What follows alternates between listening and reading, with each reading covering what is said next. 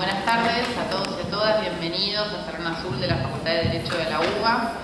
Mi nombre es Diana Español, estoy a cargo de la Dirección de Relaciones Internacionales de la FACU y también de la Diplomatura en Migrantes y Protección de Refugiados. La idea de juntarnos hoy en el marco de la diplomatura, ya empezamos mal porque estamos con celu, sin apagar. La idea de juntarnos hoy en el marco de la diplomatura es responder a una iniciativa de quienes hicieron la primera edición de la diplomatura. Nosotros, cuando terminamos la primera edición de la diplomatura en Migrantes y Protección de Refugiados, hicimos una encuesta y les pedimos en un campo libre que nos cuenten cuáles son las cosas que mejorarían o cuáles son las sugerencias que tendrían para la segunda edición, que es la que está empezando ahora, y dentro de esas sugerencias, una fue tener una instancia presencial. Entonces decidimos empezar con esta instancia presencial para la segunda edición, invitar a la gente que había cursado en la edición anterior y la gente que está empezando a cursar en la nueva edición. Y en esta edición lo que vamos a hacer, en este encuentro lo que vamos a hacer es, en 5 o 10 minutitos, contarles cómo funciona el campus virtual en el que se enmarca la diplomatura para hacerlo más accesible para el que haya tenido algún problema para el ingreso, y después darle la palabra a dos de nuestros profesores de la Diplo, Lila García y Pablo Seriani, que nos van a contar un poco más así de contenidos de fondo. Estamos además grabando la clase para que todos aquellos que no pudieron venir tengan la oportunidad de verla. Les cuento para que sepan un poco quiénes son sus compañeros de cursada, que la diplomatura tiene estudiantes de la facultad del último año, tiene graduados, tiene gente que está haciendo una maestría en la facultad, incluso gente que ha hecho ya un doctorado, tiene también estudiantes o graduados de otras facultades de Argentina, y también tenemos varios estudiantes y graduados del exterior. Un poco esa fue la idea también de la diplomatura y de poner accesible esta herramienta online para que puedan acceder no solo quienes están en Buenos Aires y quienes conocen y frecuentan la facultad, sino también aquellos a los que les resultaba un poco más difícil de acceder. Para no demorarnos más, le voy a dar la palabra a Sebastián Ingracia, que está a cargo del campus virtual de la facultad y es la persona detrás de la computadora muchas veces, junto con la persona que les contesta todos los mails todo el tiempo y se encarga de mandar comunicaciones, que está sentada ya en la primera fila. Levante la mano para que la vean por lo menos. Daniela Esquiva, que es la coordinadora administrativa de la diplomatura, que es la persona que contesta 200 mails por día, fines de semana incluidos, etcétera. Así que muchas, los envía también 200 mails por día a los profesores y esas cosas. Así que bueno, gracias Dani por todo el laburo, y empezamos con Seba. Seba les va a hacer una presentación de las principales cosas del campus, y después abrimos un espacio como para que alguno, si tiene dudas o ya estuvo mirando el campus, haga las preguntas que se le ocurran, y así ya avanzamos. Bueno, buenas tardes. Básicamente el campus virtual es la herramienta que implementó la facultad para sus asuntos académicos, en este caso, bueno, una herramienta esencial para lo que es la cursada de la diplomatura, ¿no? Tal vez muchos ya comenzaron a utilizarlo y a tropezarse con algunos primeros obstáculos. Un poquito la idea es poner todo un poquito más llano, ¿no es cierto? Arrancamos entonces por lo que es la página de la facultad, la web, como pueden ver en la pantalla. El acceso, sí o sí, para lo que es el campus virtual se hace exclusivamente con lo que son los correos académicos que otorga la facultad, ¿sí? Hay 3 tipos de correo que la facultad otorga. Uno para todo lo que es todo el cuerpo docente de la facultad, luego para quienes son estudiantes, y luego para quienes son lo que la facultad le llama graduados, ¿no? O quienes realizan, en este caso también, diplomaturas, posgrados y demás. Esos 3 correos se diferencian por lo que se llama el dominio del correo, que es lo que está después del arroba de todos los correos. Tenemos el @derecho.uba.ar, que es para quienes son docentes, que también son cursantes de la diplomatura.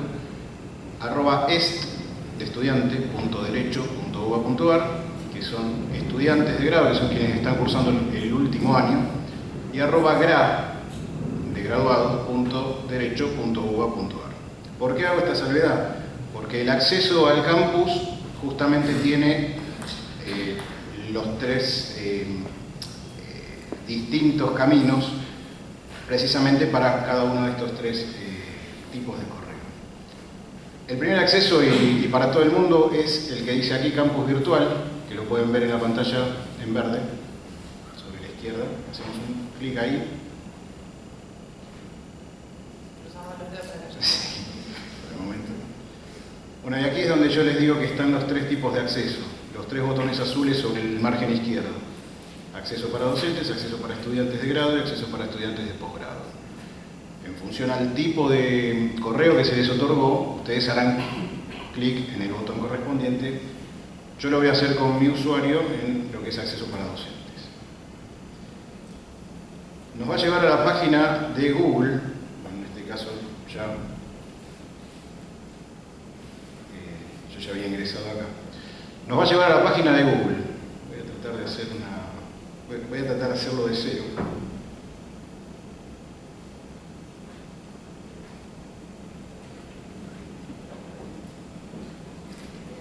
No pasa nada. Bueno, vamos de vuelta.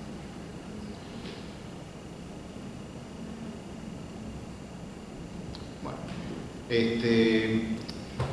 aquí lo que le va a pedir es el usuario del correo, ¿sí? Les va a poner solito el arroba, o sea, todo lo que es el dominio, y lo que van a colocar es el usuario, lo que está antes del arroba, ¿sí? Luego les pedirá la contraseña, como en este caso.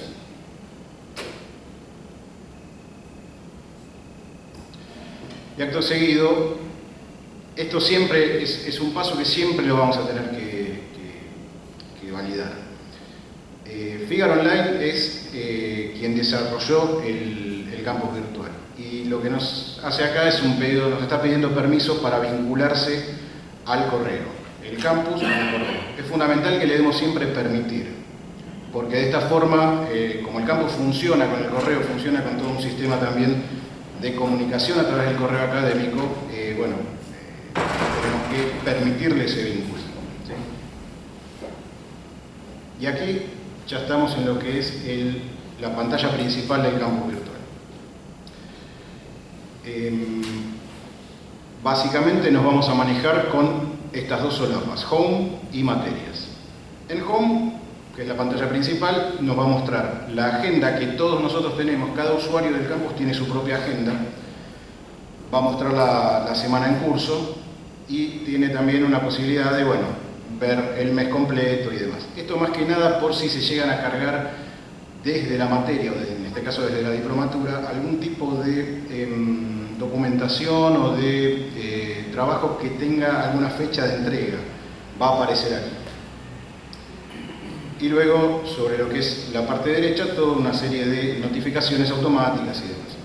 Acá quiero hacer una salvedad. Como también forman parte de la cruzada muchos docentes de la casa, y que esos docentes están a cargo de materias y comisiones de la carrera de grado y utilizan el campus virtual como tales, como docentes, ellos tienen doble rol. Por eso esto que voy a comentar ahora es para quienes sean docentes y alumnos de la diplomatura, debido a que de manera cotidiana estoy recibiendo también algunos correos que dicen: entro al campus y no veo la diplomatura. Bueno, como tienen doble rol, lo que tienen que hacer es el cambio de rol precisamente. No todo el mundo lo tiene, ¿sí? El cambio de rol se hace sobre este menú que está arriba a la derecha, en donde puede elegir como docente o como alumno, ¿sí?, cómo quiere interactuar con el campus. Por supuesto, si elige como docente, verá las comisiones que tiene a cargo como tal. Y como alumno, yo voy a hacer el cambio ahora, verá las materias que está con los cursos, demás, en este caso la diplomatura, que está cursando. Yo ya hice el cambio, voy ahora a materias. En materias tengo también una selección de menú de todas aquellas que esté cursando. En este caso, armé una suerte de materia ejemplo con algunas cosas propias de la diplomatura que muchos de ustedes ya seguramente estarán viendo. La seleccionamos y a continuación lo que vemos es propiamente el espacio de la diplomatura en el campus virtual. Tenemos 6 pestañas, la ficha técnica con los docentes a cargo, la cantidad de alumnos inscriptos, en este caso en la diplomatura. Bueno, acá solamente como es algo de prueba, por supuesto no están quienes realmente son coordinadores de la diplomatura. Y el correo académico al lado en caso que tengan que contactarse directamente con ellos. La segunda pestaña es bastante importante para ustedes también porque es donde Daniela publica las carteleras, ¿sí? Las famosas carteleras,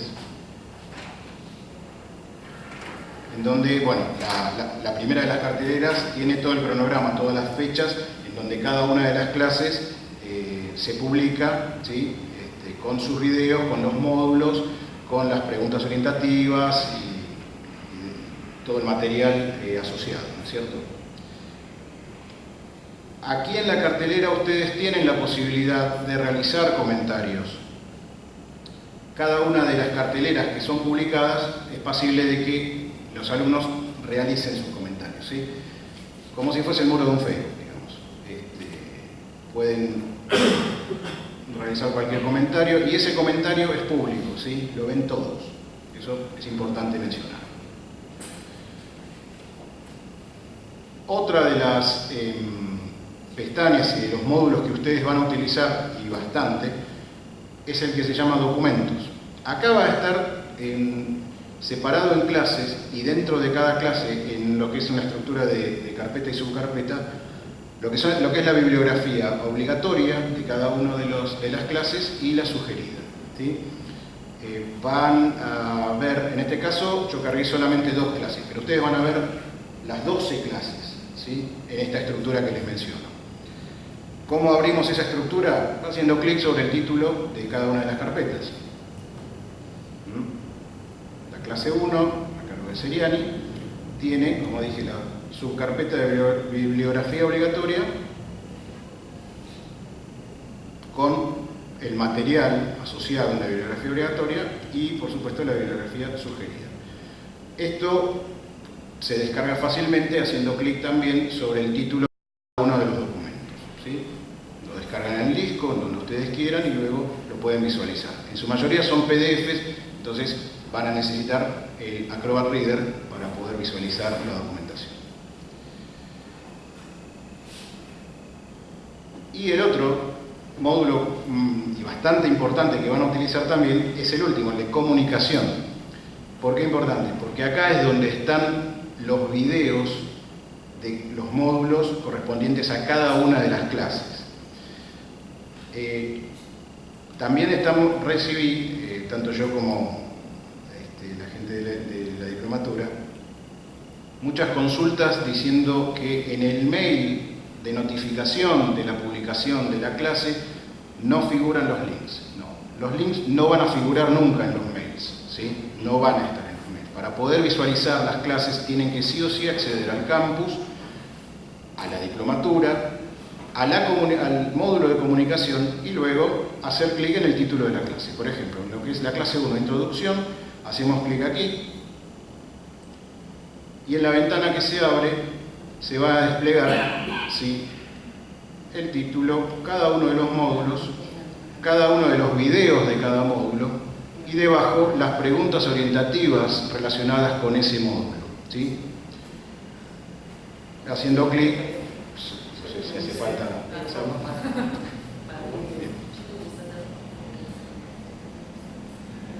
Si se quiere ver la clase 2, de vuelta a comunicación, clase 2, y vamos a tener los videos correspondientes a cada uno de los módulos que conforman la clase 2. Muy sencillo. Y por último, ¿qué me está faltando? Solo para... Bien, una cosa más. Posiblemente hacia el final de la cursada ustedes reciban una encuesta en donde van a poder responder determinadas preguntas con un multiple choice y luego también con Eso lo van a encontrar en su momento en lo que es este módulo de estudio de casos, ¿sí? El módulo de estudio de casos va a tener como título seguramente la encuesta de fin de curso. Este iconito que está en rojo lo que está indicando nada más es que está sin responder. Va a tener una fecha final de entrega que va a ser la que eventualmente defina la gente de la diplomatura. Y para responderlo van a hacer clic sobre este icono de responder preguntas. ¿Ven? Está ahí.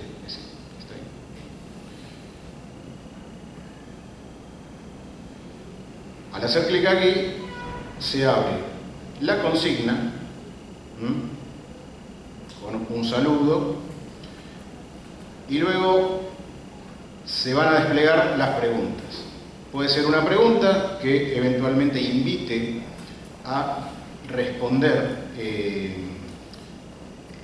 el documento, a responder la encuesta sobre el mismo documento sobre el que se envió la notificación del estudio de casos. Y una vez respondido, como todo sistema de adjuntar archivo, seleccionan el archivo del disco, lo adjuntan, pueden poner aquí una suerte de respuesta y le dan a entregar. Y al entregarlo, a ustedes les va a aparecer en verde que está entregado. ¿Sí? No hay grandes ciencias en lo que es el manejo del campus. Esto es todo. Sí. Yo ahí agrego, como para que ustedes tengan presente cuál es la lógica que le queremos dar a esto que contó Seba recién. La idea, ustedes tienen posibilidad de haberse anotado en la modalidad 1 o la modalidad 2. La modalidad 1 es una modalidad de cursada sin investigación final y la modalidad 2 tiene toda la misma cursada, pero al final tienen un trabajo de investigación, dos trabajos de investigación en realidad que hacer. En cualquiera de los dos casos, la lógica de la diplomatura es que ustedes desde el día 1 tienen disponible toda la bibliografía. Esto es, ustedes pueden ir adelantando la lectura todo lo que ustedes quieran, porque toda la bibliografía está disponible en documentos donde les mostró Seba, y si ustedes quieren tener una idea de la clase, por lo menos antes de escucharla, lo que les decimos es que lean al menos la bibliografía obligatoria.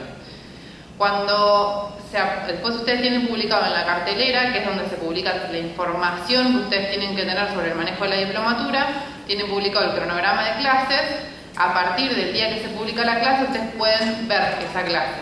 La pueden ver cualquier día, a cualquier horario, desde la fecha de publicación, accediendo a la parte de comunicaciones.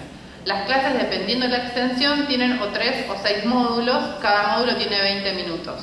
Para que ustedes puedan sacar de cada módulo el contenido principal, tienen abajo del módulo una guía de preguntas. La guía de preguntas no es algo que ustedes tengan que responder, es algo que se espera que les ayude a ustedes a ver cuál es el contenido principal que se pretende transmitir en ese videíto de 20 minutos. Entonces la idea es que ustedes lean las preguntas, escuchen el video y cuando terminen de escuchar el video puedan responderse para ustedes mismos esas preguntas. Cuando finalizamos la cursada, durante todo el transcurso de la cursada, primero ustedes tienen disponible la cartelera no solamente para leer las informaciones que les publica Daniela sobre las partes formales de la diplomatura, sino que también es un modo de acceso a información de fondo. Ustedes pueden recibir notificaciones de conferencias que hay en la facultad, aunque no sean directamente la diplomatura, de temas relacionados con la diplomatura, de otras universidades que hacen conferencias sobre el mismo tema, de docentes de la diplomatura que presentan trabajos en otros lugares, notas de prensa que resulten interesantes. Al final de la diplomatura pasada tuvimos una presentación en la Comisión Interamericana de Derechos Humanos sobre el Decreto 70, que justo era una novedad en la temática. La publicamos también como para que ustedes pudieran acceder a eso. Y además de acceder a ese contenido, lo que tienen en cada una de las comisiones que están formadas en la diplomatura es un tutor. El tutor está ahí para asistirlos en lo que necesiten de fondo. Si quieren hacer preguntas porque no entendieron determinado contenido de una clase o porque no están pudiendo sacar conclusiones sobre alguno de los documentos que leyeron, el tutor está ahí para responder ese tipo de preguntas y se espera que ustedes, aunque no es obligatorio, se espera que ustedes se tomen un ratito para escribir en la cartelera alguna duda que tengan o algún comentario que quieran hacer de una clase para que las otras personas que cursan con ustedes también tengan la oportunidad de reflexionar con ustedes ahí, con el tutor como moderador. Cuando terminan toda la cursada, van a tener un multiple choice que va a ser de fondo, que es un control de lectura de las clases. No se espera que ustedes tengan un amplio conocimiento más allá de comprobar que ustedes escucharon las clases. Y van a tener además una encuesta. La encuesta es para nosotros, para saber qué hicimos bien y qué tenemos que mejorar. La idea es ir edición con edición aportando algo nuevo o mejorando un poco el contenido. Entonces, por eso presentamos la encuesta. Y para los que tengan asignado, para los que se hayan anotado en la modalidad 2, que tienen trabajo de investigación, la idea es que en la fecha que se pone de entrega, que es un mes después de finalizar la cursada, ustedes presenten un abstract. Esto hago hincapié acá porque después vienen como muchas preguntas. Se espera que solamente entreguen un abstract del paper de investigación que ustedes están proponiendo hacer por cada uno de los temas que eligen. Tienen que elegir 2 temas, que los 2 temas pueden ser de 2 clases diferentes. Estaría bueno que sean de 2 clases diferentes. Y esos abstracts se los vamos a asignar cada uno a un docente. El docente les va a hacer una devolución del abstract y en función de la devolución que les den el docente, ustedes escriben su paper de investigación, sus 2 papers de investigación, que tienen que presentar 2 meses después de la fecha en la que presentaron el abstract. Con la aprobación de esos 2 papers es que aprueban la diplomatura. ¿Sí? Los papers se pueden aprobar, desaprobar o salir con una calificación de sobresaliente, y lo que me parece que está bueno también comentárselos de inicio es que aquellos papers que están sobresalientes van a ir a un comité de referato que va a leer y ver si están para ser publicados en una publicación que estamos preparando, como para que lo tengan también como un poquito de incentivo.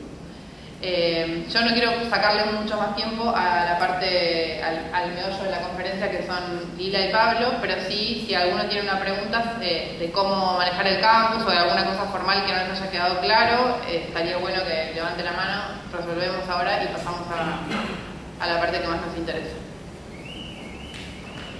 Sí. Nada más. Es importante esto también a la hora de salir del campus.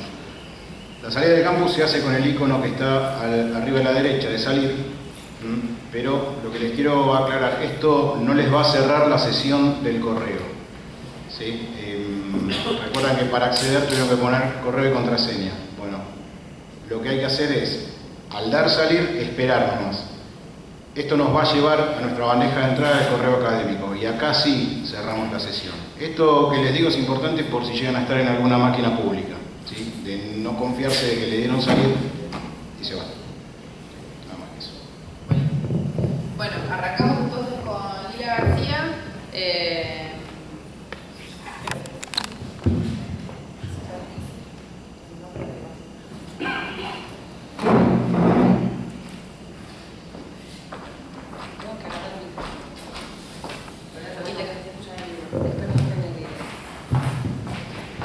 ¿Ahí se oye? Sí. Bueno, gracias a todos y a todas las que están sentados acá, porque si no hablamos nosotros en el aire. A Diana por la invitación, Dani también, que está ahí del otro lado remando. La verdad que poder participar en este espacio de producción está fantástico. Tengo además al lado a Pablo, así que esto es como telonera de los Rolling Stones. Ya sé que no te gusta que diga eso, pero... Bueno, entonces vamos a ir de lo más puramente técnico que habló Sebastián del manejo del campus. Lo mío sería una mezcla entre lo técnico y una agenda posible de investigación, y el fondo creo que le quedaría a Pablo. De lo que voy a hablar yo es un poco de cuál es el rol de lo jurídico, el derecho, la ley, lo legal en general en los estudios de migraciones y de la movilidad en general. Esto es algo que estamos trabajando con Luciana Gandini en México a partir de un proyecto que tiene ella, que es sobre derechos y movilidades. Que si todo sale bien y si logramos avanzar esta coautoría, vamos a hacer un capítulo de libro. Vamos a ver. Entonces, la idea de mostrarles esto tiene dos intenciones. Una más metodológica, que es que ustedes puedan ver cuál sería el ciclo de vida normal de una investigación, que es esto, se empieza a hablar, por dónde se busca, se trabajan algunas ideas, se presentan en un espacio con expertos o futuros expertos que son ustedes para discutir un poco, porque también a medida que uno lo habla, lo va decantando. Pero también una intención del fondo, que es venir y contarles un poco qué es lo que estamos trabajando. Lo primero que hicimos entonces, como debería suceder en toda investigación, es empezar con una revisión de literatura. Claramente una revisión de literatura no es empezar no es literatura de Borges, Saramago, ¿no? Me refiero a una revisión de literatura sobre investigaciones producidas sobre lo que es nuestro objetivo en particular. Entonces lo que hicimos fue relevar todo texto que involucrara componentes legal, jurídico, poder judicial, todo lo que tuviera que ver con eso, con algunas limitaciones. Yo solo hablo inglés, francés no, estoy mintiendo, inglés, portugués, castellano, lo cual alguien va a tener que resolver la parte, porque si no, uno no puede dar cuenta de todo un campo de estudio si todo lo que fue producido en francés te queda fuera. Por ejemplo, por decir uno. Porque la idea de nuestro capítulo es dar una visión panorámica, algunos aportes teóricos para pensar, entonces muy ambicioso, deberíamos hacer un buen barrido de investigaciones. Entonces, después de esto, ¿qué es lo que estamos viendo? Voy a presentar un poco qué es lo que salió de lo que encontramos en las investigaciones y algunas puntadas que estamos dando. Lo primero y que queda claro en los estudios que hay es que el derecho viene a la saga en todos los estudios de migraciones. Cuando en 1978, este es el paper más viejo que encontramos y alguien más lo encontró también, un autor que se llama Aristides Solberg, llamó la atención sobre la urgencia de reincorporar al Estado en los estudios de migraciones y hacer foco en cuál era el rol del Estado. De ahí, a partir de ese momento, vinieron toda una preocupación en términos de políticas, o sea, una etapa de ver en términos políticos las migraciones, análisis sobre ciudadanía, etc. Y recién a partir de eso el derecho se marca como una preocupación porque es un producto del Estado. O sea que esto, para que se dé una idea, es bastante reciente. Si ustedes saben, los estudios de migraciones están dominados por la sociología, sobre todo la demografía, las ciencias más duras dentro de las ciencias sociales. Más recientemente, después vienen estudios de antropología, bueno, etc. Lo que nos da en esta mirada de literatura es que el derecho viene como a la saga. De hecho, por ejemplo, hay un paper de Genova que dice que desde que los estudios de migraciones son dominados por la demografía, esta se ha mostrado resistente a asignarle a la ley un rol primario para definir los procesos migratorios. Uno va mechando también cosas que son como definitorias de citas de autores para que no parezca que lo inventó uno.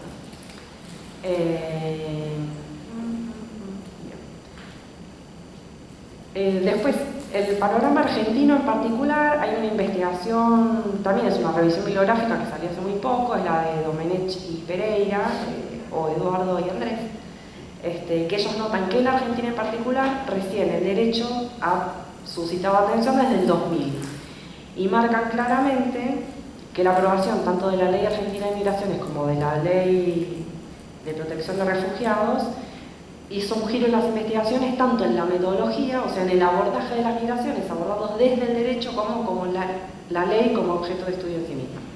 Esto por lo menos para nosotros. Y si queremos lo podemos ampliar a la región, esto ya es más aportes nuestros, no está en esta revisión. Así como surge de la Argentina, en la región vamos a ver que hay una impronta, hay una atención sobre la ley, por ejemplo, Pablo trabaja sobre ella a partir de mínimo 3 movimientos que han ocurrido, no movimientos migratorios, sino en el sentido de movida, si quieren. Primero, una renovación de los marcos legales de la región. Si ustedes se fijan, hay escalonadamente una renovación de los marcos migratorios que se reorientan, esto lo va a decir la CEPAL hace muy poquito, en 2016, que esta reorientación de las políticas nacionales sobre migraciones se refieren a derechos humanos, o sea, no es cualquier reorientación, o sea, no solo las migraciones, hay una renovación de los marcos en migraciones a través de marcos legales, de las políticas de migraciones en marcos legales, sino que esta renovación además va a ser centrada en derechos humanos, que no es menor. El segundo movimiento que hay es que las migraciones fueron incorporadas fuertemente en la agenda del Sistema Interamericano de Derechos Humanos, mínimo desde el 2003, podemos llevarlo al 99, aunque ahí la discusión mayor era sobre trabajadores migrantes y protección consular, pero claramente en el 2003 hasta el lenguaje que tratan la jurisprudencia del sistema vía migrantes. Y el tercer movimiento es que tanto los procesos consultivos de migraciones, ¿no?, que tienen una mirada más de gestión, como los procesos de integración regional, incorporan el discurso de derechos humanos. ¿En qué términos? Lo podemos discutir después. Pero bueno, hay entonces como una atención sobre la ley y además es una atención en derechos humanos. Ahora un poco más de fondo, ¿qué es lo que encontramos en la revisión de literatura? Casi todos hacen foco en la irregularidad o ilegalidad. Primero una discusión sobre términos, es clandestino, es ilegal, es irregular. Esto es una primera discusión que se da en todo, no sé si en todos, pero casi todos los papers. Y los dividimos en la producción literaria que realizamos en 3 grandes tendencias. La primera, análisis más evaluativos, más de cosas que hacemos los abogados. Identificamos el estándar y vemos qué pasa. Son análisis que evalúan la diferencia entre la ley y la práctica, la brecha, o si esto es un tema de ineficacia o qué está pasando.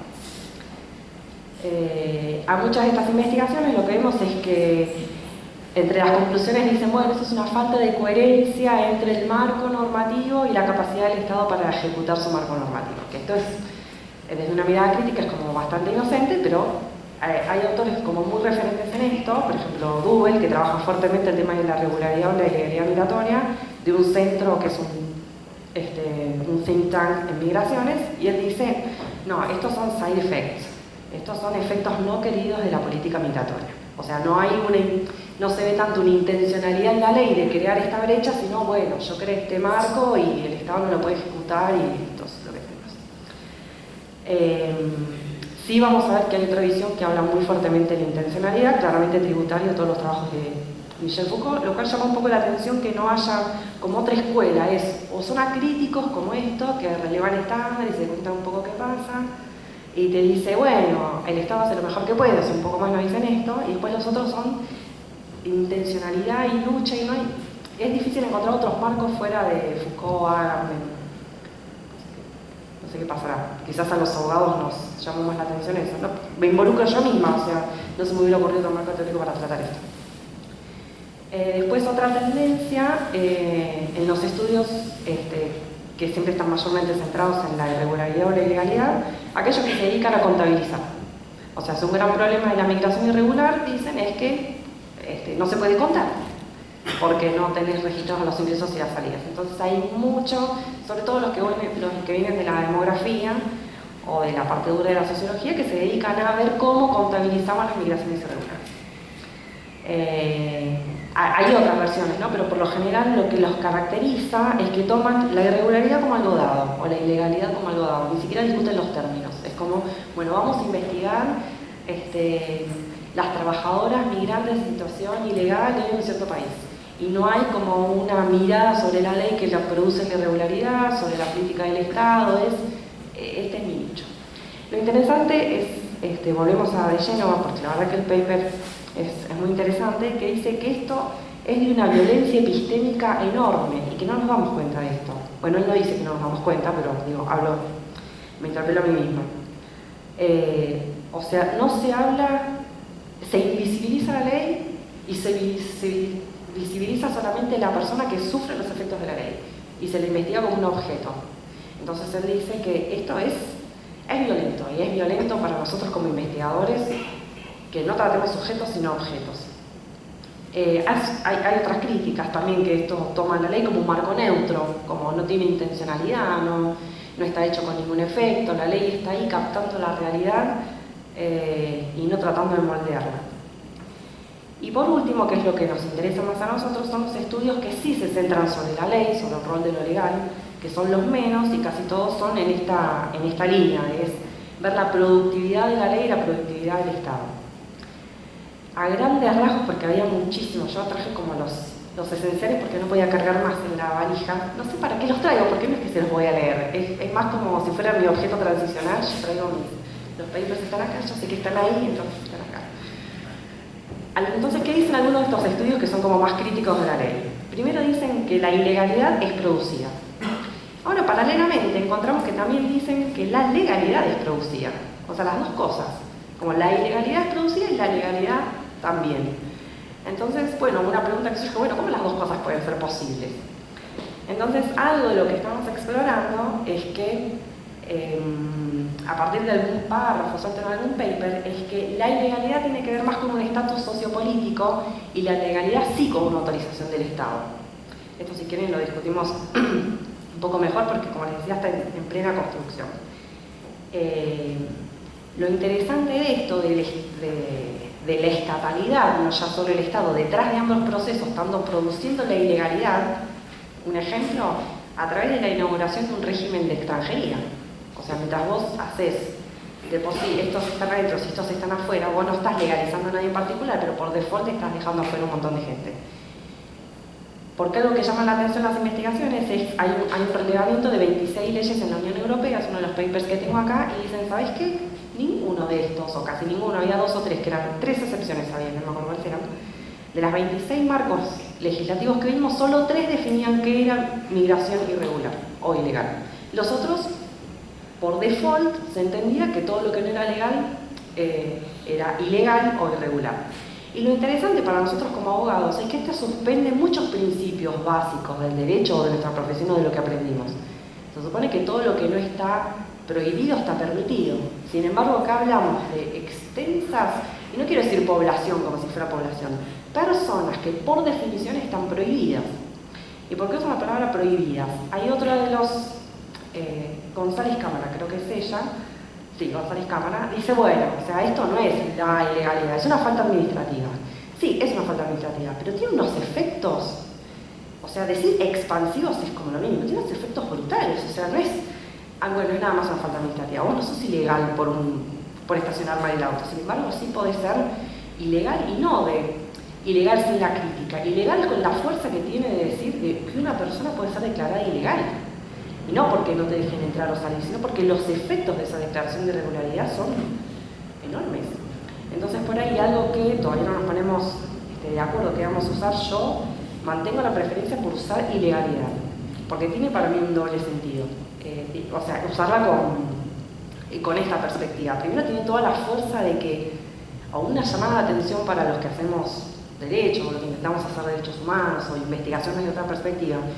Es muy fuerte decir que algo es ilegal, o que una persona lo es. Entonces, no perder de vista de lo que estamos hablando. Sí, es una falta administrativa, sí lo es, pero los efectos no son de una falta administrativa. Tiene un efecto sobre todas las esferas de la vida. O sea, es como si a cada lugar tuviera como fronteras internas, una frontera para acceder a la seguridad social, otra frontera para acceder a la salud, otra frontera para ir al colegio. O sea, está como fraccionado en todos lados, el efecto es muy grande.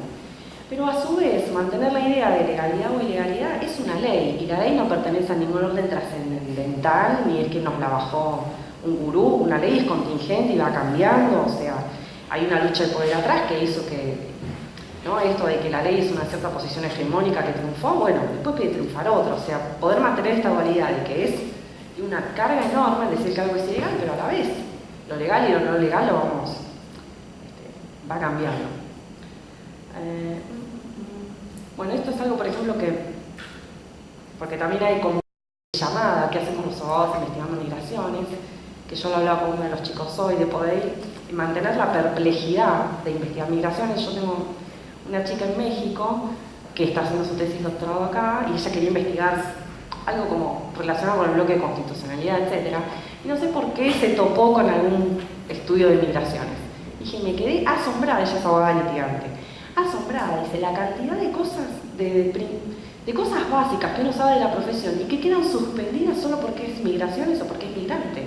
Y por ahí a veces uno pierde de vista esto, sobre todo cuando llevo por ahí muchos años haciendo esto, y que sería importante no perderlo de vista, mantener una perplejidad sobre algo que suspende cosas básicas que hacen a la profesión del abogado o al que intenta hacer derechos humanos. Es como un estado excepcional desde lo procedimental, desde cómo se aprueban las leyes, cómo se aplican. Bueno, hay un montón de cosas que por ahí está bueno que nosotros podamos mantenerla alerta.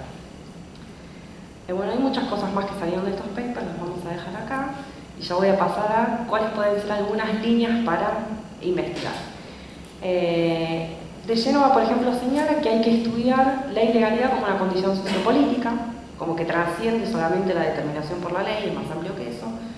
Llama también que es importante estudiar casos judiciales.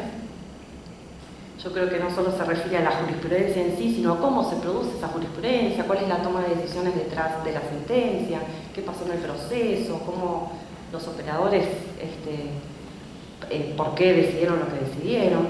Esto puede ser una vía. Después tenemos como algunas ideas sueltas sobre investigar. Por ejemplo, esto, a partir de que la autorización del Estado, la legalización es un acto productivo, ver cómo se relaciona esto con la creación de personalidad jurídica. Porque esto lo encontré en algunos papers, sobre todo en historias de refugiados, y cómo las personas refugiadas van adaptando sus historias en función de lo que el oficial de elegibilidad precisa escuchar para otorgar el estatus, no es que precise escuchar, en función de lo que se va circulando, que es el relato que es aceptado para el refugio. Entonces esto, que no tiene todavía mucho trabajo en Argentina, encontré un solo paper, pero sí lo vi mucho más afuera para el sistema de asilo europeo, es esto, cómo termina creando una subjetividad, termina creando una historia que tiene que encastrar para que a vos te legalicen y te autoricen. Entonces, investigar la legalización que hace el Estado, pero también cómo uno reformula su propia historia y trata de ser el sujeto que la ley necesita que seas.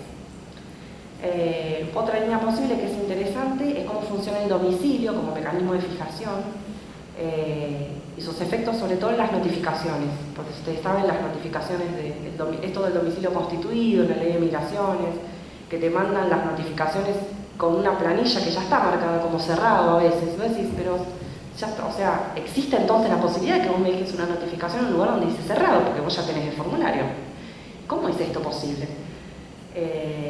Y entonces todo el énfasis que hace la ley siempre sobre la ley, las regulaciones, el memorándum, el decreto sobre el domicilio, es un mecanismo de fijación. Entonces, bueno, ver un poco cómo opera y cuáles son los efectos, sobre todo en lo judicial, las notificaciones y el ejercicio de derechos. Después tengo otra pregunta. ¿El derecho es solo lo que dice la ley? Y además lo que dice el decreto, y lo que dicen las disposiciones, y hasta el memorándum, o las prácticas burocráticas que te otorgan o te desotorgan la residencia también son derechos. Una pregunta, porque la verdad que es tan frágil el derecho a las migraciones, tan contingente, tan va cambiando, te genera una incertidumbre que al final del derecho no sé si es lo que me dijo la persona que me atendió hoy en la ventanilla de migraciones o lo que decía el decreto. Eso sería para pensar. Otra agenda, no es una agenda, otro tema como posible es ver la dimensión del tránsito, que está muy poco trabajada en general. Desde el punto de vista del derecho uno lo podría mirar desde las obligaciones erga omnes, ¿no? O sea, la posibilidad de trabajar en derecho y además en derechos humanos es pensar todo eso en función de las migraciones y una posibilidad, ya que el tránsito está poco trabajado y es como ¿quién se hace responsable de los migrantes en tránsito? Bueno, ¿qué Estado? Bueno, pensémonos a ver si las obligaciones erga omnes nos pueden salir por ahí. Porque también no es el tránsito nada más de ida, ¿no? Es un tránsito circular, ¿no? Son puertas, sobre todo si uno lo ve, no sé, en el escenario México-Estados Unidos, entran por una puerta, salen por la otra, o sea, está como bastante asumido este circuito. Bueno, ¿quién termina siendo responsable? O en trayectos claramente mucho más largos, desde algún lugar de África y cruzar y intentar volver a pasar otra vez. Después, eso es como algunas ideas para investigar, después algunas perspectivas para investigar que también están como sueltas en algún paper, o sea, estaban sueltas en papers distintos y lo que acá la idea sería pensarlos todos juntos. Una objeción que se nos suele hacer con frecuencia los que trabajamos migración en el Estado, yo escuché, me levantaron la mano en 3 charlas así, y a la tercera dije, no, bueno, evidentemente yo tengo que hacer algo con esto, es cuál es la perspectiva que uno trata del Estado. Y por lo general siempre señalan, mira, lo que estás presentando es un monolítico, es como si el Estado fuera monolítico, pero me decís, no, pero lo presenté mal porque mi marco teórico indica que yo entiendo que es una lucha de poder y que compiten migraciones con los agentes de frontera, con el Poder Judicial, hay algo que estoy presentando mal. Pero sin embargo no me puedo librar de eso porque trato de decir que el Estado no cumple con cierto estándar, pero el Estado entonces es uno solo. ¿Y cómo hago para considerar esa perspectiva? Entonces, uno podría hablar de que hay como mínimo 3 perspectivas para investigar el Estado y sus marcos legales. Una es desde arriba, que es la que hacemos los que hacemos derecho internacional o derecho internacional de derechos humanos. El Estado es uno solo y es una unidad. Y como vos lo resuelvas internamente es tu problema. Entonces mi mirada es desde arriba y es evaluativa. Vos tenés que cumplir esto. Cómo lo resuelvas a nivel federal, de indicaciones, de tus órganos, ese ya es tu problema. Una mirada desde las terminaciones de ese poder, o sea, cómo vive el día a día una persona, cuál es la experiencia cotidiana de una persona en situación irregular o que quiere acceder a derechos, o sea, más mirada al Estado en las terminaciones, desde la persona que va a la ventanilla y la persona que tiene ventanilla, ese es el Estado para esa persona. Y después también una visión más del medio, de ver cómo se articulan las distintas instancias burocráticas, esto que yo les decía, bueno, cuando Migraciones dicta una expulsión y le pide al Poder Judicial que haga la retención, bueno, ¿cómo se articulan esto? En torno a, por ejemplo, el domicilio. Migraciones notificó acá y el Poder Judicial no intentó notificar en ningún lado. Está la partida de nacimiento que dice que tenés hijos en Argentina, Migraciones lo admitió, el Poder Judicial la rescató o no, ¿cómo no? ¿Cómo en el medio se van dando el trabajo de los operadores? por ejemplo, ¿no? Entonces, tratar de decir que uno tiene... aclarar desde dónde lo está mirando, no es que uno es ingenuo y dice, no, esto es uno solo, sino que puede tener varias miradas. Y lo último, en realidad tengo un montón para decir, pero vamos a hacer que esto es lo último. ¿Por qué me parece que puede ser interesante investigar el derecho, o la ley, o el rol de lo legal en las migraciones, y también desde el derecho? Creo que tenemos limitaciones y fortalezas. Entre las limitaciones, que es algo que hablábamos un poco en la charla de metodología, que fue la primera instancia presencial, entre las limitaciones, claramente nuestra formación de abogados hace que no tengamos mucha metodología, no estemos como muy preparados para hacer esto que llaman trabajo de campo. Yo siempre cuento, la primera vez que tuve que armar un proyecto fui y puse en Google metodología, objetivos, hipótesis, como bueno, ahora tengo que hacer un proyecto, necesito herramientas y no sé de qué me estás hablando. Tenemos poca trayectoria en investigación en general y después hay situaciones específicas que el Poder Judicial en particular es sumamente refractario a ese estudio, es muy difícil de entrar al Poder Judicial para estudiarlo. Pero creo también que tenemos muchas fortalezas. En el campo de las migraciones hay mucho sobre diagnóstico. Hay el diagnóstico y pasa esto y es muy descriptivo, pero hay pocas soluciones. Es como si el pesquisador, el investigador no tuviera, no digo la obligación, no tuviera la preocupación de ofrecer alguna especie de salida, de solución o de algo para lo que no es solo un problema de investigación. También es una tragedia personal para mucha gente. Entonces me parece que ahí como abogados que estamos acostumbrados a lidiar con problemas, a tener una mirada más resolutiva, yo creo que podemos aportar algo al estudio de las migraciones.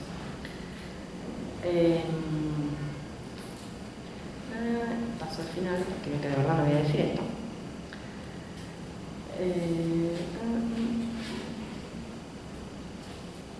No tengo que decir todo esto para llegar al final. Vamos a repetirlo acá. Bueno, entonces, para cerrar y para tratar de poner todas las ideas juntas, y es algo que también lo encontraba al final, y no es como la propaganda de la maestría de la diplomatura, pero bueno, una de las razones por las cuales estamos en la diplomatura es porque nos parece que hay un área de vacancia muy grande en torno a lo que es el análisis del derecho y qué es lo que el derecho puede hacer en los estudios de migraciones, y la maestría, creo que es una maestría, ¿viste? Como proyección. Sí, maestría en Derecho de las Migraciones. Y la diplomatura trata un poco de cubrir esto, ¿no? O sea, muchos somos abogados, entonces tenemos esta formación o esta mirada un poco sobre las migraciones, y los que no son vienen de otras disciplinas, pero también vienen a aportar su mirada sobre las migraciones y el derecho.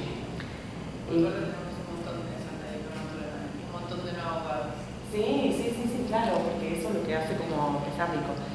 Entonces, bueno, no perder la perplejidad en el estudio, poder aportar esta mirada resolutiva a un campo que está como súper o bastante diagnosticado.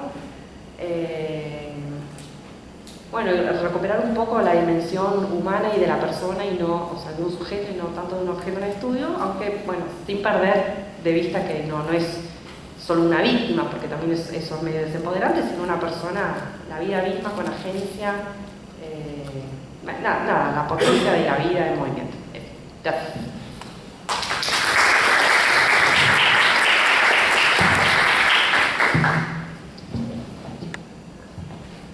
Hola, bueno, buenas tardes a todas y a todos. Agradezco la invitación de la diplomatura para poder participar en este ciclo de charlas. También de compartir con Lila la actividad. En realidad lo tomo por la vejez, en todo caso, o por el mismo problema capital que Charlie Watts. En fin. Bueno, a ver, mi idea es hablar un poco sobre algunos desafíos actuales en materia de derechos de personas migrantes a partir de lo que está planteado en la convocatoria de la actividad, que es sobre el concepto de migración como derecho humano.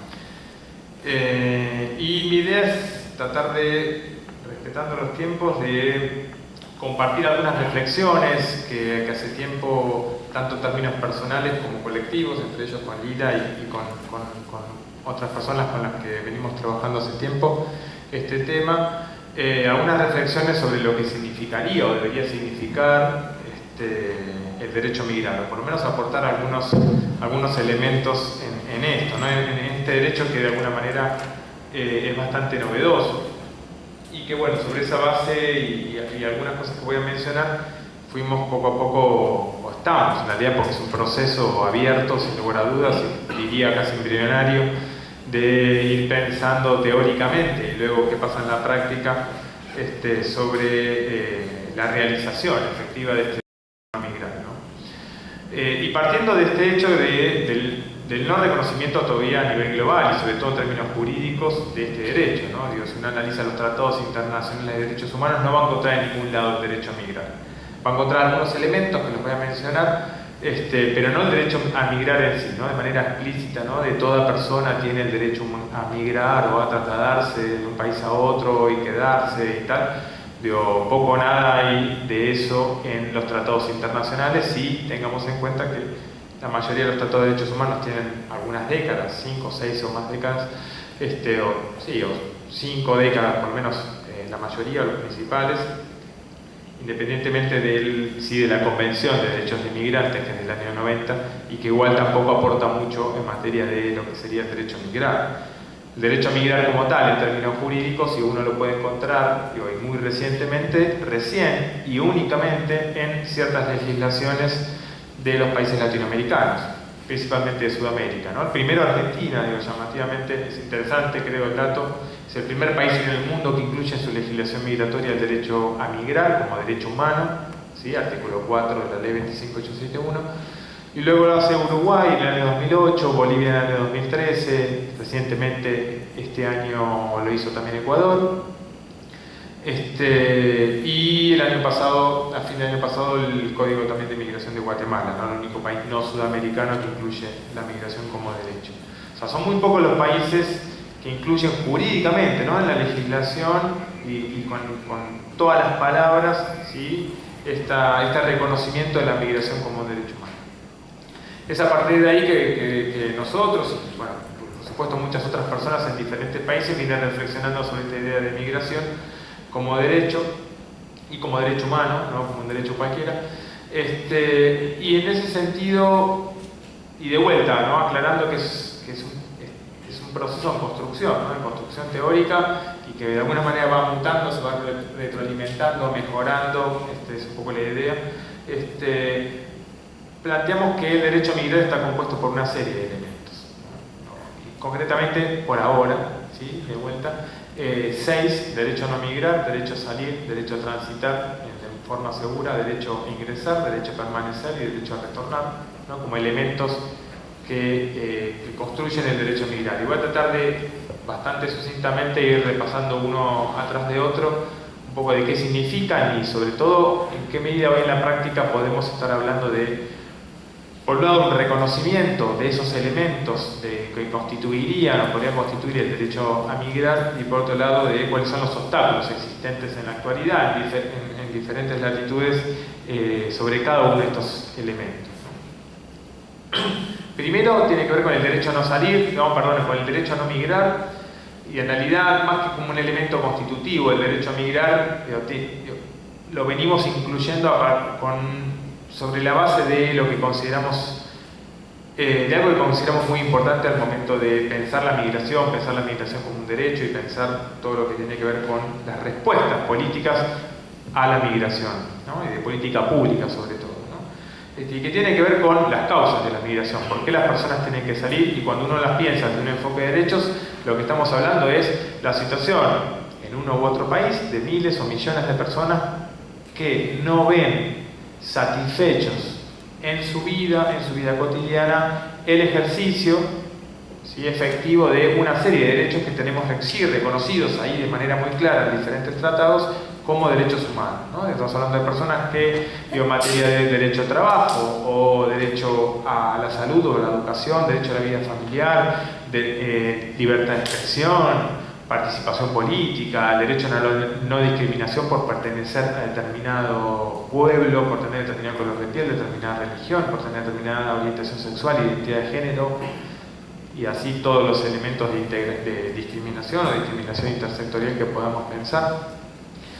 el derecho a una vida sin violencia, sin diferentes formas de violencia, en paz, sin violencia de género, sin violencia intrafamiliar, sin violencia institucional, sin violencia social, la protección del Estado frente a la violencia de terceros, en fin, digo, pensar el derecho a no migrar es pensar la realización de los derechos que cada persona debe tener en su propio lugar, en su propia comunidad, en el lugar en el que nació o reside, ¿no? Entonces, el primer punto de partida de la migración parte, ¿sí?, de la no realización de determinados derechos, ¿no? Entonces, cada elemento del derecho a migrar está vinculado a muchos otros derechos reconocidos, ¿no? Al ejercicio o a la negación de esos derechos. Por supuesto, después están quienes ejercerían este derecho a migrar en condiciones en las cuales este elemento tal vez no es un elemento complejo, ¿no? En total libertad y cuando digo libertad es en condiciones de ejercicio de derechos sin ningún tipo de privación o de limitación o de restricción o discriminación, ¿no? Estamos hablando de la movilidad en condiciones, diría, de privilegio, ¿sí? Lo que Bauman llama los turistas, ¿no? Para quien leyó el libro de la globalización, consecuencias humanas de Bauman, no habla de los turistas y vagabundos, ¿no? Los que pueden migrar con todas las libertades, con todas las facilidades, que ahora voy a mencionar en clave contraria, de obstáculos, ¿sí? Son estos turistas, ¿no? Pero para el resto, es importante hablar de este punto de partida que es de no ejercicio de derechos, o de no ejercicio de todos los derechos que una persona debería tener.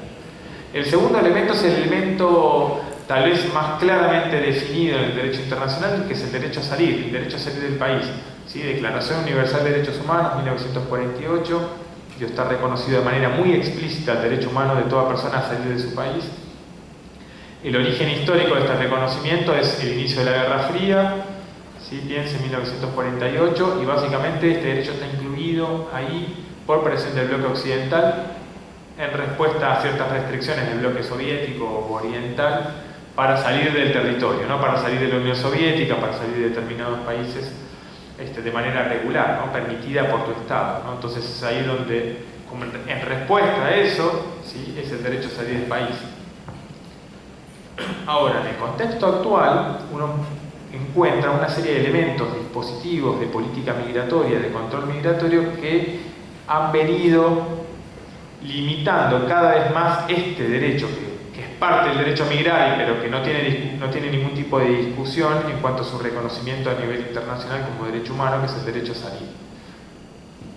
Algunos de esos elementos, si no me quiero alargar en esto, tienen que ver con el visado, el régimen de visados, este régimen de visados que seguro todos ustedes conocen muy bien, por el cual una persona, según uno, la nacionalidad que tiene, por lo tanto el tipo de pasaporte que tiene, dos, posiblemente el trabajo, ¿no?, la profesión que tiene, el grado de formación, y podría haber otros elementos que hacen a la discrecionalidad al momento de que te otorguen o no un visado, que juegan en el sentido de qué posibilidades tenés de salir de tu territorio, de salir de tu país de manera regular, ¿no?, de ejercer este derecho a salir del territorio de manera regular, ¿no?, que uno vaya al consulado. En Argentina tenemos algunas libertades en cuanto a, bueno, ahora trasladarnos al territorio, por ejemplo, de la Unión Europea sin tener un visado de turista, ¿no? Después si quisiera ir directamente a trabajar, etcétera, o una estancia ya de más de largo plazo, seguramente tengo que pedir un visado, pero como turista puedo salir del territorio. Ahora tengo que ir a Estados Unidos, tengo que ir al consulado a pedir un visado, ¿sí?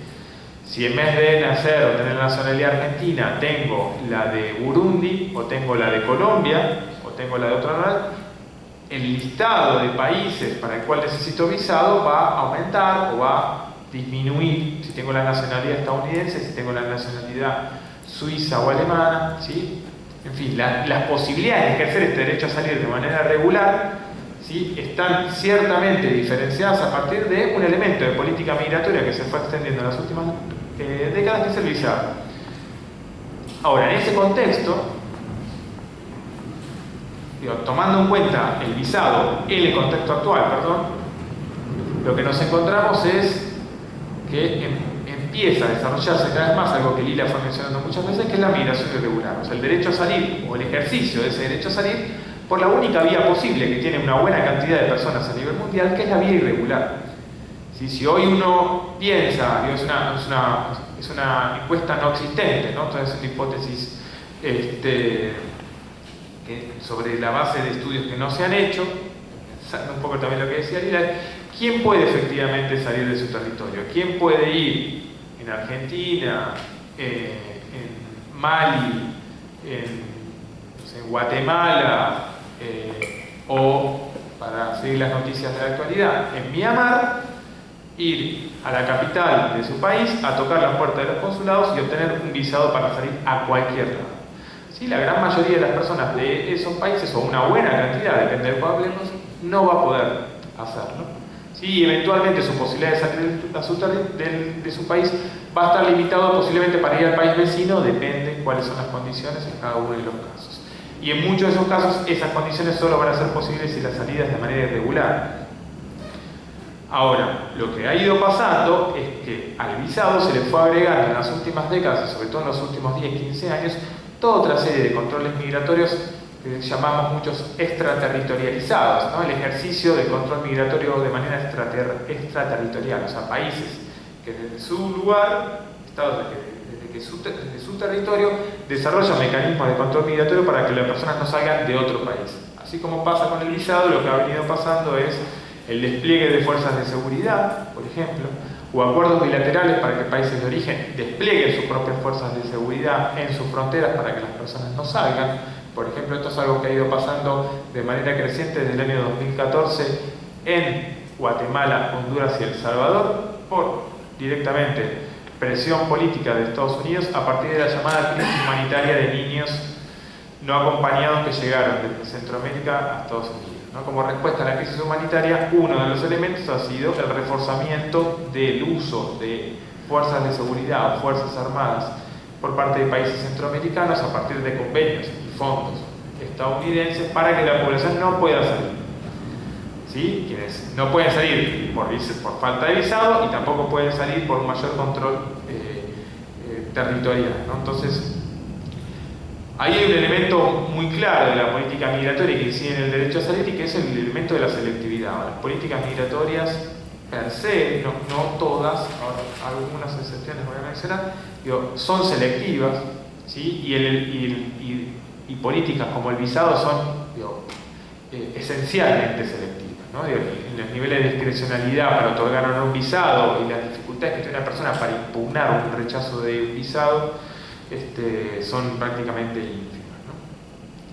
Y por lo general responde a diferentes intereses políticos o económicos. En muchos casos es económico, ¿no? Dejo entrar a quienes me interesa tener en el mercado de trabajo, a quienes me interesan tener porque tienen determinada formación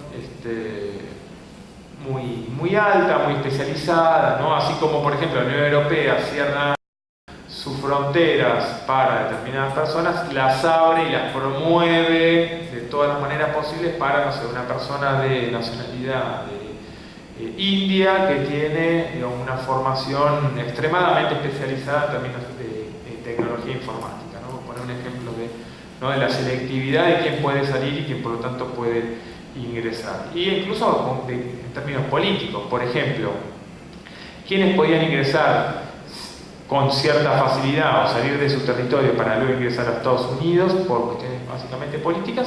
Los cubanos, ¿no? La política de pies mojados, pies secos, ¿sí? Llamada así, de favorecer a personas que se escapan de Cuba para ingresar a Estados Unidos. Pero de repente, por acción política, por un acuerdo entre los países, el año pasado terminó ese programa. Entonces, los cubanos que salieron desde el año pasado a Estados Unidos, hoy mayoritariamente se encuentran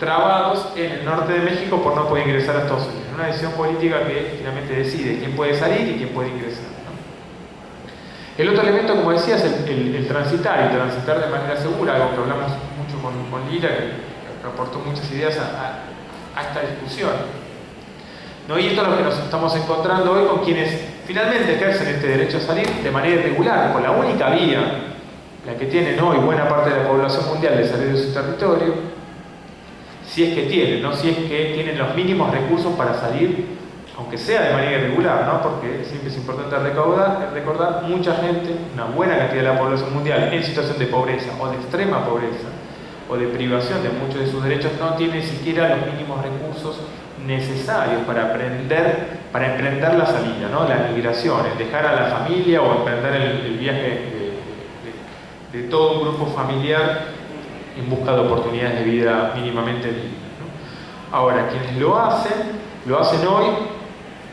de manera irregular, como decía, algo que, lo repito permanentemente, hoy la irregularidad migratoria se ha convertido en un factor estructural de la migración. Es imposible pensar el desplazamiento de la población a nivel internacional en la actualidad sin la irregularidad, en parte, por lo que acabo de explicar, más otros factores. En ese contexto donde aparece, entre otras cosas, redes del crimen organizado, lo que conocemos jurídicamente como tráfico ilícito de migrantes, sí, en realidad lo que es el aprovechamiento de esa necesidad y el aprovechamiento de ese contexto en el cual muchas personas solo pueden salir de manera irregular para el negocio de traslado de una persona de un lugar a otro. En algunos casos ese traslado al mismo tiempo incorpora elementos de explotación o violencia sobre esas personas, con lo cual se agregan otro tipo de delitos. Y ese traslado se ha vuelto tanto por el crimen organizado como por las propias rutas migratorias, muy marcadas por los dispositivos de control que los Estados han ido desarrollando, ¿sí? De control en las rutas, ¿sí? Militarización en los mares, militarización de rutas migratorias. Nos encontramos con un fenómeno cada vez más complejo, que es un incremento permanente de las muertes y desapariciones en el tránsito. ¿Sí? Ya donde se pone en juego directamente el derecho a la vida o la integridad física de las personas a partir de la única modalidad que tienen a su alcance de emigrar, ¿no? De salir de su territorio, ¿no? Entonces, ahí hay algo que planteaba recién Lira, una discusión importante a dar, y hay muy poco desarrollo teórico jurídico sobre eso, es ¿cuál es la responsabilidad de los Estados en ese sentido? Hubo un debate lamentablemente cortado por razones formales en el marco de una denuncia que se presentó hace como 15 años en la Comisión Interamericana de Derechos Humanos, que no llevó a un debate mayor porque, bueno, no agotamiento de los recursos internos, con lo cual la Comisión Interamericana no entró a fondo. Pero básicamente lo que planteaba era una denuncia que planteaba la responsabilidad de los Estados Unidos por haber hecho toda una reforma en su política migratoria, en su política fronteriza, que tenía que ver con una realidad que mostraba que la gran mayoría de ingresos a territorio estadounidense por México era por el oeste, ¿sí? Estamos hablando, por ejemplo, Tijuana, San Diego, ¿sí? Son todos pasos terrestres en una frontera donde básicamente tenemos ciudades de un lado y del otro, bastante desarrollo urbano, un clima y unas características topográficas que facilitan el tránsito, etcétera, etcétera. Y lo que hizo Estados Unidos fue empezar a construir el muro por ahí y otros dispositivos de control migratorio para empujar la migración hacia el centro del territorio, lo que hoy es básicamente Arizona, el desierto de Arizona, o un poco incluso más al este. En el armado de esa política, Estados Unidos había puesto explícitamente, los que escribieron los fundamentos de eso era que justamente iban a hacer más peligroso el tránsito, y si bien eso podía tener efectos colaterales, en definitiva podía servir de argumento para que las personas de alguna manera desistan de su intento de emigrar. Desde ese momento, ¿sí? El caso se llama Gatekeeper, Operación Gatekeeper, que es el comienzo de la construcción del muro de alguna manera, aumentaron año tras año las muertes en la ruta, en esa frontera, y luego cruzando incluso la frontera, sobre todo en el desierto de Arizona. Y básicamente lo que planteaba el caso era si no había responsabilidad del Estado, si el Estado ya previo a diseñar esa política sabía que una de las posibles consecuencias era el aumento del riesgo en el tránsito para la vida y la integridad física de las personas, si no había algún tipo de responsabilidad jurídica, no solo política sino jurídica, al saber que esto podía ocurrir, que una acción del Estado podía causar daño en la vida de las personas y sin embargo hacerlo, ¿no? Y luego tener año tras año los datos que efectivamente mostraban que esa era una de las posibles consecuencias. Este mismo razonamiento lo podemos hacer en el contexto del mar Mediterráneo, ¿sí? Donde el año pasado se batieron los récords de personas muertas en el tránsito, más de 5.000 personas, ¿sí? Año tras año, los últimos 10 años fueron aumentando las cifras de personas muertas, ¿no? Y de alguna manera esas rutas se vuelven más peligrosas porque las personas van esquivando los dispositivos de control y van asumiendo cada vez más riesgos, van contratando, por ejemplo, estas redes de crimen organizado que te llevan en las barcazas cada vez más peligrosas, más destartaladas, etcétera, etcétera, a cualquier precio. Entonces, hay como un análisis interesante en términos jurídicos, me parece, para hacer sobre las responsabilidades de lo que les pasa a las personas en el tránsito, ¿no? Hace muy pocos días, desde el Comité de Naciones Unidas de Derechos de Migrantes, analizamos la situación en México, por ejemplo, y lo que nos planteábamos era si México desplegó en los últimos 20 años 58 centros de detención migratoria en su territorio y cientos de mecanismos de control en todas las rutas. Todo esto en un contexto donde parte del territorio mexicano está más o menos controlado por el crimen organizado y los carteles de narcotráfico, que entre otras cosas han incorporado a sus delitos el secuestro extorsivo de personas migrantes o el reclutamiento forzoso de migrantes para sus crímenes.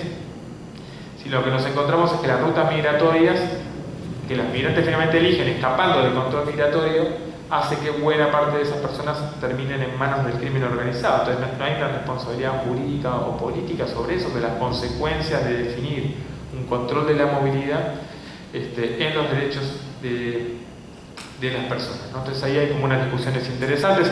Otra discusión, pero solo la menciono, sobre el tránsito, tiene que ver con derecho del mar, ¿sí? Ustedes saben seguramente que existe la Convención sobre el Derecho del Mar y uno de los deberes ahí tiene que ver con la obligación de rescate impuesta a cualquier persona en el mar, a un pescador, a un barco, a un portaavión o cualquier embarcación que exista y que vea a alguien que está en una situación de riesgo, ¿no? Y sin embargo nos encontramos con legislaciones migratorias que le imponen multas severas a empresas de transporte, por ejemplo marítimos, porque aparece, ¿no?, una persona o dos o tres en su embarcación, ¿no? Y de ahí que se dan casos ya hace mucho tiempo, ¿no?, de capitanes o de tripulación de embarcaciones que descubren los llamados polizones y los tiran al mar, porque les sale bastante más barato que la multa que le impone la legislación migratoria si descubren que en su embarcación una persona se desplazó de manera irregular con el objetivo de ingresar de manera irregular, ¿no? Entonces, y es en ese contexto donde se están dando discusiones sobre las obligaciones en materia de derecho del mar. Pasamos, y va a pasar ahora bastante más rápido, a los otros elementos. Uno es el derecho a ingresar, ya no solo salir y transitar, sino poder ingresar. Y están todas las discusiones sobre frontera, discusiones tal vez más clásicas sobre la discrecionalidad de los estados al momento de decidir quién ingresa a su territorio. Y en buena medida en los últimos 20 o 30 años, en línea con el desarrollo cada vez mayor de argumentaciones jurídicas, de discusiones jurisprudenciales, etcétera, en materia de migraciones y derechos humanos, empieza a haber cada vez más, de alguna manera, elementos para reducir los niveles de discrecionalidad del Estado al momento de decidir quién ingresa o no. Por ejemplo, todo lo que tiene que ver con perfil racial, ¿no?, para definir quién ingresa o no a un territorio, el debido proceso, cierta transparencia para decidir por qué una persona no puede ingresar, la posibilidad de cuestionar, de apelar esa decisión, vía administrativa y eventualmente vía judicial, como en algunos países se ha ido implementando. La cuestión de los derechos de la niñez y la niñez no acompañada como un elemento que debería hacer que el Estado, antes de sancionar y devolver o rechazar el ingreso a un niño que está solo en su frontera, es mirarlo ya no desde la lógica del control migratorio, sino de la lógica de protección integral de la infancia. Es decir, bueno, ¿por qué ese niño o niña está en una frontera solo? Eso, sin lugar a dudas, es una alerta en términos de vulnerabilidad, de vulneración de derechos, y por lo tanto, antes que el Estado gendarme o controlar una frontera, es el Estado protector de la niñez y responder desde otro lugar. En fin, hay muchos otros ejemplos que podría pensar, pero que se han ido desarrollando y están en pleno proceso de desarrollo, que de alguna manera viene a discutir este ejercicio más clásico de la soberanía estatal, decimonónica, del Estado-Nación, sobre quién puede ingresar y quién no puede ingresar a su territorio. El otro elemento que creo que es central, si uno logra superar ya lo que es salir, transitar, ingresar, es la cuestión de la permanencia. Y ahí hay dos elementos clave, que es la permanencia regular y la permanencia con derechos. regular un poco por todo lo que planteaba Lila, ¿no? La irregularidad migratoria, la irregularidad que en muchos casos es por un ingreso irregular, pero en la gran mayoría de los casos en los países con migrantes en situación irregular es lo que se llama inmigración irregularidad sobrevenida. Es alguien que ingresa con un determinado visado y se queda cuando eso vence. Se queda porque encontró trabajo o busca trabajo y se quiere quedar, se queda porque la manera de ingresar como turista era la única manera de salir regularmente de su territorio, se queda porque te entró con un permiso de trabajo y lo echaron del trabajo y quiere seguir trabajando en ese territorio, pero al estar atado el permiso de trabajo al permiso de residencia muchas veces se queda de manera irregular, pero de manera involuntaria. Es como le pasó por ejemplo a miles y miles de personas en España a partir de la crisis en el año 2008. Entonces la irregularidad es central en materia de permanencia, ¿no? Y ahí hay toda una serie de discusiones desde una perspectiva de derechos humanos que tiene que ver con el ejercicio de derechos independientemente de la situación migratoria, ¿no? Los derechos laborales, el derecho a la salud, a la educación, el derecho a la vida familiar, el derecho a acceder a la justicia, a garantías de debido proceso en cualquier tipo de procedimiento migratorio o cualquier otro. El derecho a casarse o a divorciarse, el derecho a inscribir a tu hijo cuando nace, por lo tanto tener un registro de nacimiento, en fin, hay toda una serie de derechos que hoy están en juego y en algunos casos amenazados o directamente negados en la legislación a partir del estatus administrativo irregular en el que puede estar una persona.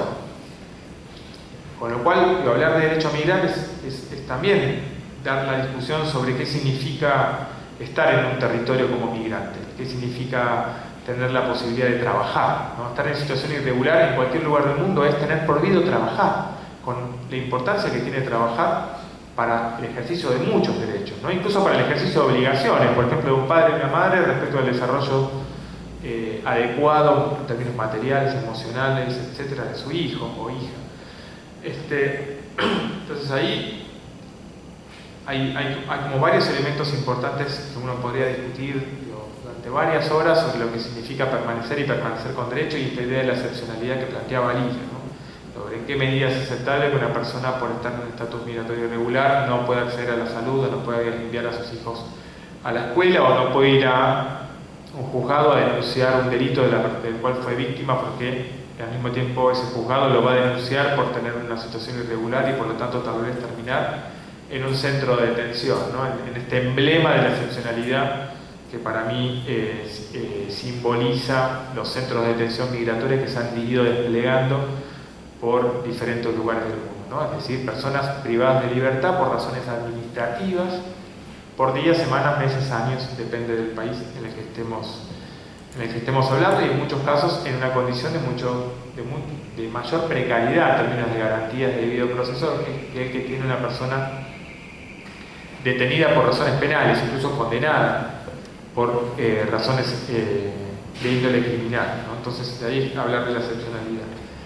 Hablar de permanencia como derecho a migrar también es hablar de integración, del derecho a integrarse, del derecho a permanecer, del derecho a ser parte de esa sociedad, de manera regular y con derechos, como decía recién, pero también de permanecer en un contexto en el cual esa permanencia no sea permanentemente estigmatizada. Y con esto estoy hablando de xenofobia, ¿no? Y la xenofobia como un obstáculo a la permanencia y a la integración, y por lo tanto al derecho a migrar. ¿Sí? En un país como Argentina, donde reconocemos el derecho a migrar en la legislación y ciertos canales para ingresar y permanecer, por ejemplo, el reconocimiento del derecho a la residencia por razones de nacionalidad para quienes son de Sudamérica, al mismo tiempo nos encontramos con otros procesos como es la xenofobia, que interpela y cuestiona o interpela y obstaculiza los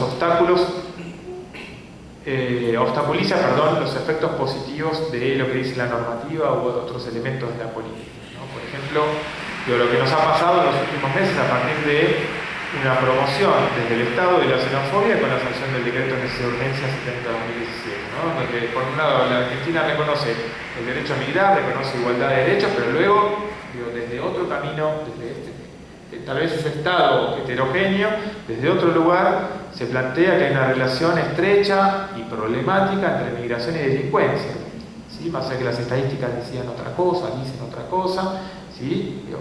Entonces ahí hay un elemento que permanentemente está como poniendo en tela de juicio o poniendo en riesgo este ejercicio de derecho a migrar, ¿no? Porque o a una persona que pudo salir, que pudo transitar, que pudo ingresar, que pudo obtener un permiso de residencia y además del permiso de residencia en igualdad de derechos, esa permanencia siempre tiene un grado de inestabilidad, tanto en términos de permanecer físicamente, porque puede ser expulsado hoy por ese decreto, aún sin cometer ningún delito, por un procesamiento,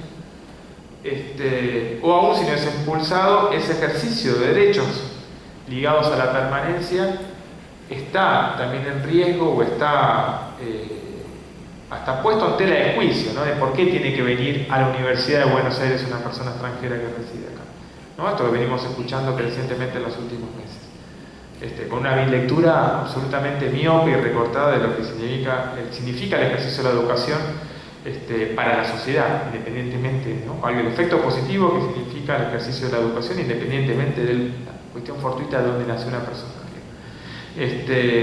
Incluso en términos tributarios, pero no me da el tiempo para meternos, si hubiera, podemos ahondar.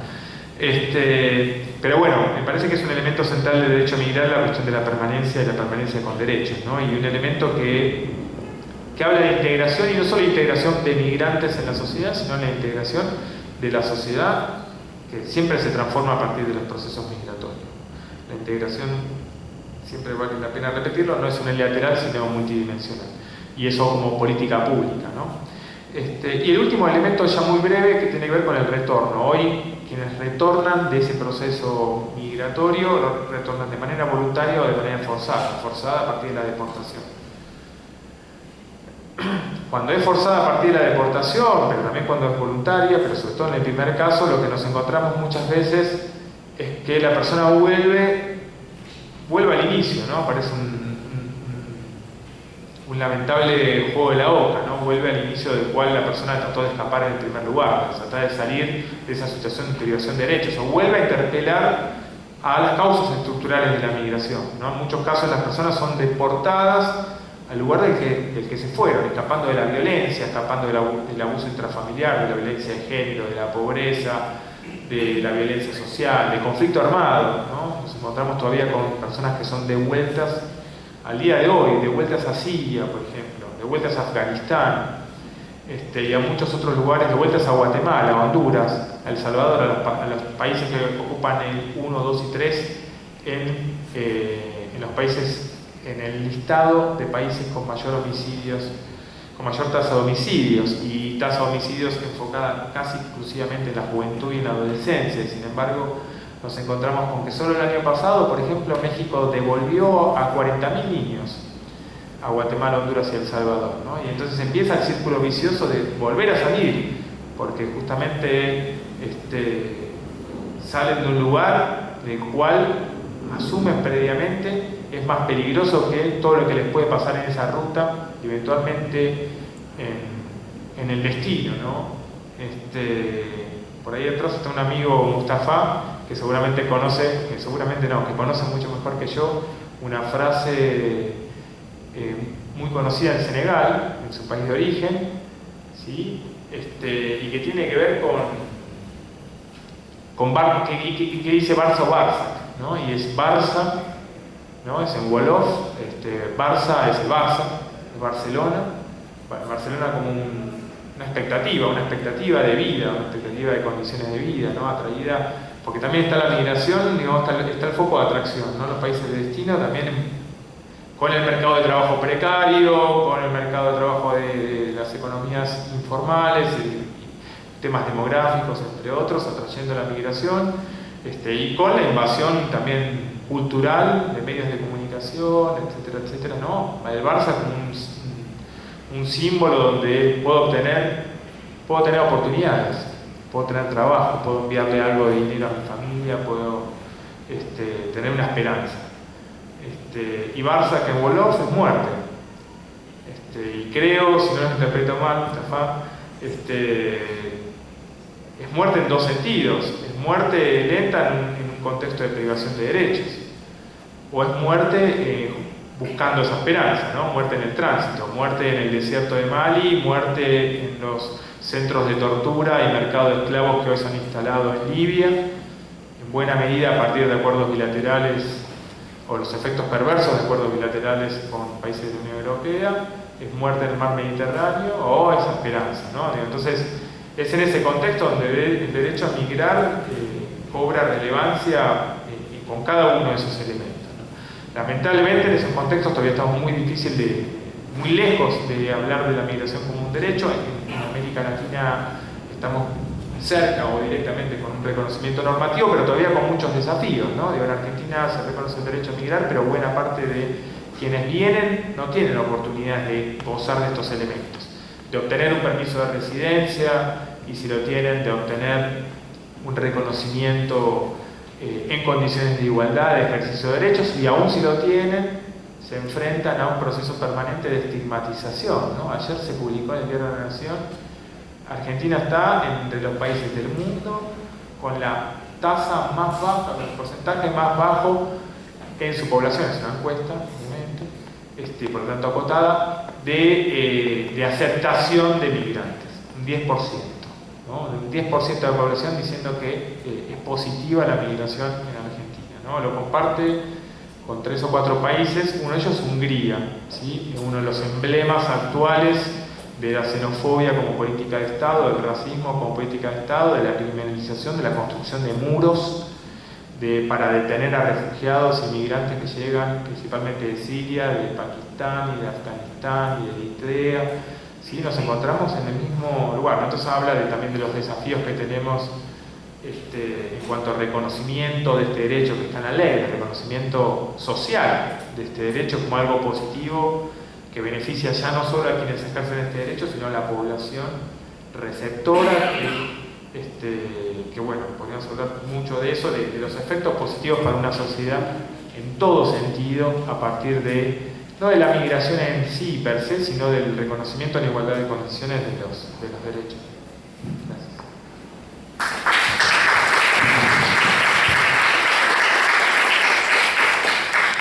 Muchas gracias a ambos. Contarles que la idea de empezar por acá es porque nuestra idea en la diplomatura es plantear las migraciones en clave de derechos humanos. Creo que después de lo que nos contaron, como que queda claro que por eso empezamos por acá, era el disparador que queríamos, porque era la línea que queremos seguir en esta diplomatura.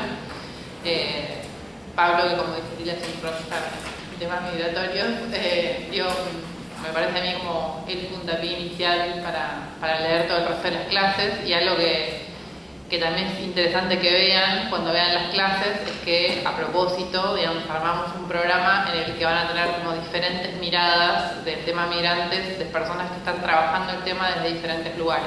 Lila en el CONICET, Pablo en el Comité de Naciones Unidas. Van a escuchar una clase de la persona que estaba este año como presidente de la CONARE, de la Comisión Nacional de Refugiados. Van a escuchar una clase de OIM, una clase de ACNUR, Defensoría General de la Nación, Ministerio de Justicia. Tratamos de mostrarles como diferentes miradas de lo mismo para que tengan todas las perspectivas y puedan sacar sus conclusiones. Espero que lo puedan aprovechar así. Y algo también rescato de lo que dijo Lila, también una mirada bastante interdisciplinaria dentro de la gente que está tomando la diplomatura, dentro de los estudiantes de la diplomatura, y eso sería muy bueno que lo puedan aprovechar usando el foro. Me parece que sería súper enriquecedor que aprovechen la instancia de la cartelera y del foro para también poder intercambiar información y reflexiones y contenidos y comentarios con la gente, no solamente que está del lado de los docentes, sino también con la gente que está cursando con ustedes, que también hay gente muy preparada en la materia cursando la diplomatura. Si tienen alguna pregunta, levanten la mano que acercamos un micrófono, y si no, ¿pregunta? ¿Alguien? Bueno, entonces agradezco de nuevo a Pablo y a Lila. Agradezco a Daniela y a Sebastián, que hacen un laburazo todos los días. Piensen que tenemos muchas comisiones de mucha gente cada comisión, así que paciencia cuando tardamos 24 o 48 horas en contestar un mail. Y muchas gracias a todos ustedes por acercarse, y gracias también a los que estén viendo el videíto desde sus casas en los próximos días. Gracias.